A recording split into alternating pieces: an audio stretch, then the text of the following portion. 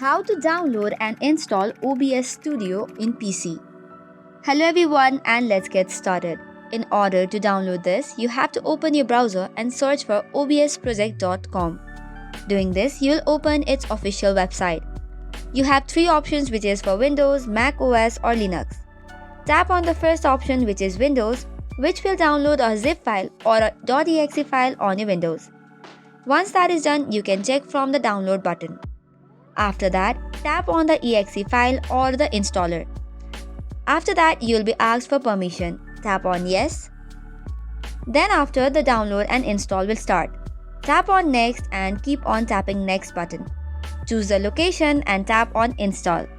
This way, all the files will be extracted within few minutes.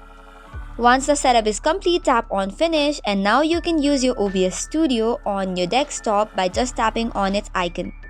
So that's all for today's video. For more such contents, do not forget to hit the like and subscribe button. Thank you and keep watching.